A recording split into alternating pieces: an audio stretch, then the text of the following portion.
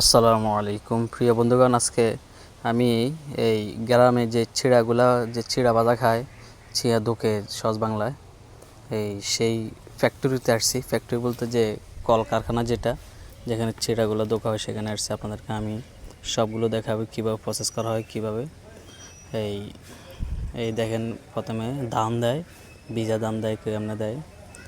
এটা হচ্ছে এখানে তুষ দেয়, অর্থাৎ যে গুঁড়া চালের এই যে খোসার ওই তুষগুলো দেওয়া হয়। আর এর সামনে এটার মধ্যে সব আগুন। এই যে এগুলো পরে বাজার পরে এই ধানগুলো এখান থেকে বাইর হওয়ার পরে সামনে এখন আরেকটা প্রসেস আছে, সেটাই আমরা যাব। তার আগে আমি বারবার আপনাদেরকে জানার জন্য দেখাচ্ছি। এই দেখেন সবাই সিরিয়াল ধরে আসছে। এখন এখান থেকে যে ধান ভাজাগুলো নিয়ে এবার এই ডালার মধ্যে দিবে। এই ডালার মধ্যে দিছে, এখানের মধ্যে কেউ লবণ দেয়, দেখেন বুড়া মিয়া লবণ দেয় আর রসুন দেয় যেন চিড়াগুলো মজাদার হয়, সুস্বাদু হয়। দেখেন আমি আপনাদেরকে ভালো করে দেখাচ্ছি। এই চিড়া হয়ে যাচ্ছে।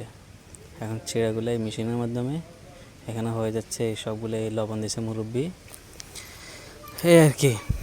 মনে করেন আপনাদেরকে জানার জন্য যে এটার মজা সুস্বাদু কেমন, সেই জন্য ভিডিওটা করার উদ্দেশ্য। যারা জানা না তাদের জানার উদ্দেশ্যে আমরা শেয়ার করে দিব। কারণ যে এই চিড়াটার মজা কেমন, কী আসে বিষয়, সবাই এটা ফিল পায় না। সবাই মজাদার যে স্বাদটা, এটা সবাই উপভোগ করতে পারে না। যারা দান করে, দান থেকে নগদের চিড়া ভাজা তাই তারা এই মজাটা পায়। এখন দেখেন এখন আবার নিবে, আবার দিবে, তারপরে এখান থেকে পরে টেট করে ব্যস্ত করবে।